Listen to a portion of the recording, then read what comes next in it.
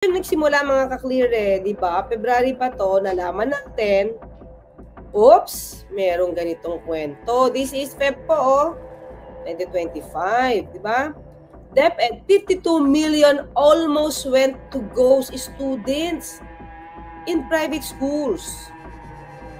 Di ba? So, paano pag ganito yung leader? Talagang pupunta sa dumpster. Kaya buti na lang. Buti na lang. Nagkaroon ng panibagong liderato, panibagong leader sa pamuno ni Stek Angara. Ano kung hindi napalitan to mga kapatid? Tingin nyo lang. Kasi itong ghost students lumalabas panahon pa ni dating Pangulo Duterte. At nagkaroon pa sa panahon ni VP Sara. Milyones din to mga kapatid. Pera pa rin to. Diba? O, hindi tayo nagbabalita niyan, mga kaklir, nasa balita to. The Department of Education saved more than 50 million. Actually, hindi lang, mamaya magandang may good news tayo. In taxpayer money when it stopped the release of vouchers meant for senior high school students in 12 private schools that were found to be non-existent. Bakit hindi ito nakita sa panahon ni VP Sara?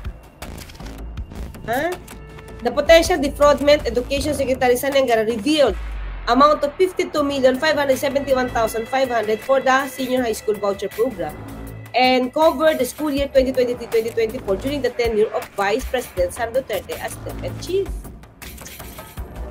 Diba? Upon validation of the questionable claims from these 12 schools, we did not process nor release any payments and investigated the schools. Okay? So, hindi na pinangalanan ng school. The flag private school can be removed from the voucher program and the school administration officials can face criminal charges including falsification and perjury for signing the documents under oath. Pero, sila lang pa dapat? Dapat yung pinaka-leader at the time kasi napabayaan to or pinabayaan. Anong makukuha dito? Kung merong pamimeke, wala palang estudyante, saan mapupunta yung pera? Diba? Saan mapupunta yung pera? In conspiracy with the school ba to? Diba? Mga kakli? In conspiracy with the school? Sa tingnan natin to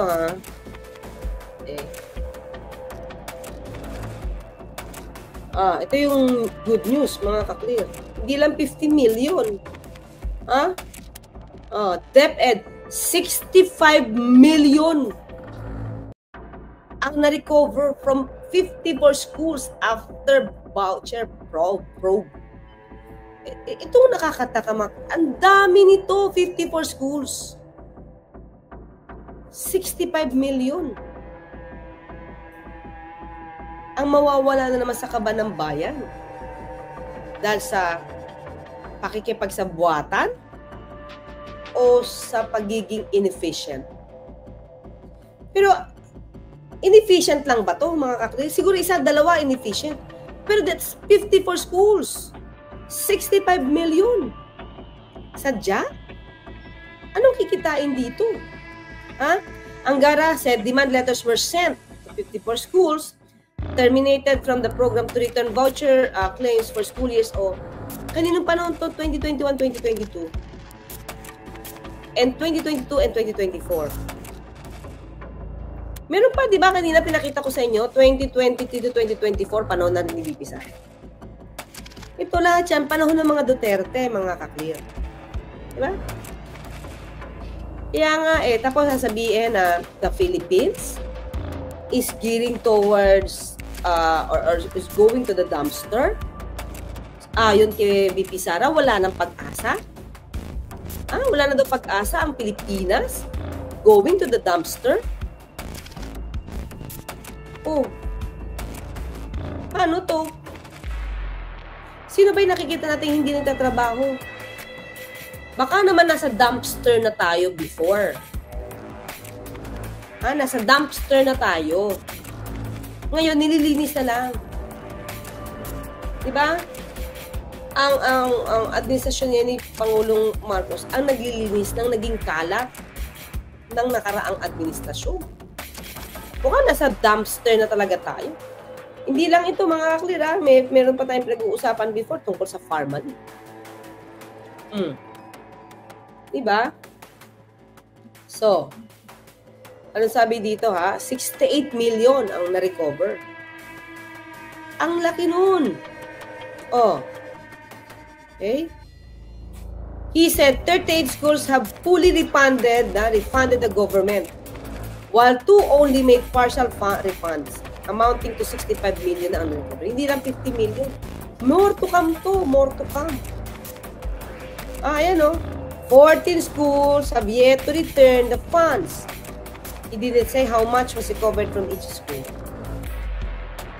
Papadala ulit ng demand letter, o. Diba?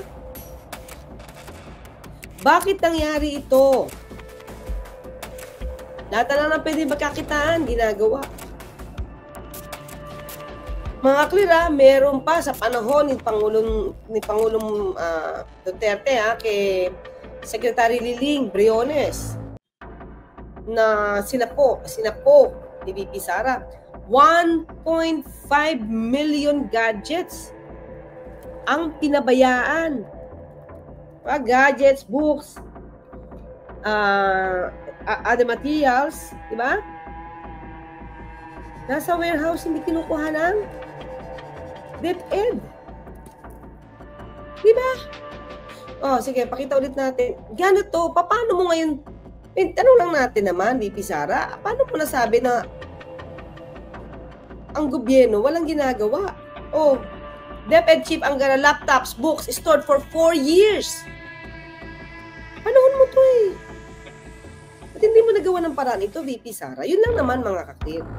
Akala ko ba magaling kang mamuno? You will show to the public servants, you will show to them how to command. Diba? Ano? 1.5 million units of laptops, diba? And other equipments have been stored for 4 years at the warehouse of the Department of Education's logistics provider. Anong ginawa niyo dito? Tapos hindi kayo nanghingi ng budget para bumili ng laptop? Oh, nagulat ako na 4 years old na pala yung mga gamit doon. Since 2020 pa yung mga kagamitan doon. Anong ginawa? Inuna ni VP Sara ayusin ang kanyang confidential funds. Ang dami na pabayaan, no? Diba? Hindi lang naman yung ghost employees ghost students pala ang problema ng DepEd. Oh, ito pa mga kaklir. Ha? Pakita natin to. Ghost students to, ha? Oh, ito. Okay. O, Davao, COA na, just Davao City. This is 2018. 2018, ha? Over questionable workers. Oh. Ghost students na, ghost employees pa. Mga clear, hindi tayo gumagawa ng kwento dito, ha? Nasa news to. Ha? 3 years after, more than 11,000 questionable workers of the Davao City government were flagged by the COA. State auditors again nudged the local government to comply with its long-standing recommendations. Oh, a hiring plan was created but applications does not cover all personnel. Huh? It started in 2012 when COA questioned 677 million pesos paid by Davao City to job order workers and other contractual workers without requiring submission of accomplishments reports. O baka sa susunod, empleyado na rin nila si Piatos. Sila amoy-amoy asim. Sila mangga. Sila tempura. Tagal na nilang ito lang naman mga ang tagal na nilang naging public servants. Pero ganito pa rin, di ba? Dahil walang pumupuna? Or walang sinisino? Ha? 2014, auditors again flag. 2012 na flag na. 2014 na flag ulit. For failing to establish the propriety and regularity of expenditures for the salaries and other remunerations paid to the contractual workers that year amounting to 707.7 million pesos. Diba?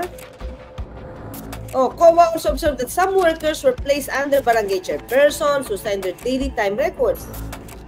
This condition, COA said, may lead auditors to think that the records were being manipulated and thus regularity and validity of the regulated expenditures could not be asserted. Because 11,246 is a big number. Diba?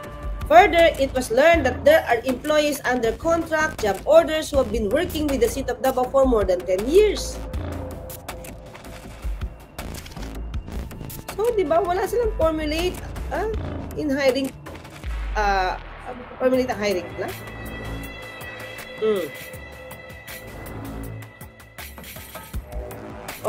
COA also flagged that salaries of these workers were charged to General Services Fund of the city government. Ano ba yung General Services? Carpentry, plumbing, hence job orders, rendering office works,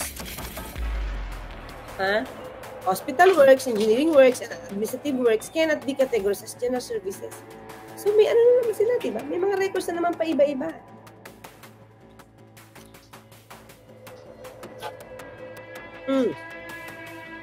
It's unclear if over the years the same workers flagged in 2014 were still the same workers under general services from 2015 to 2017, but the salaries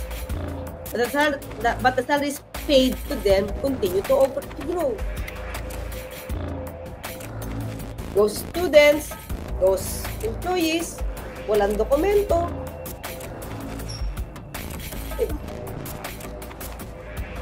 Yun. Buti nga, ito si DepEd, Secretary, Sani Angara, winawalis ngayon yung kalat na nakaraang administrasyon. Diba? Winawalis. Nililinis. Hirap, diba? Okay, basahan natin to. Okay. Sara Duterte, Nutriban Republic, at ang mga multo ng bayan, goes employees, goes students, goes budget. Sa Pilipinas, hindi lang natin problema ang multo sa horror movies. Mas madelikado ang mga multo sa payroll at edukasyon.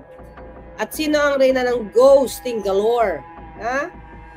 Okay, ito. Opinion niya yan, mga opinion niya yan. Ayokong basahin. Opinion niya yan. Okay? Na may kakaibang talent sa pagpaparami ng mga hindi nakikitang empleyado at estudyante. At iba-ibang mga names sa OBT, confidential funds. Nasaan ang mga batang multo? Nasaan nga bang mga batang multo? Okay, nasaan din lunsod ng mga kaluluwang pawisan, those employees. Okay? Ayan lang yung sinulat niya. Diba? Tapos, dapat transparency, diba? Dapat may transparency.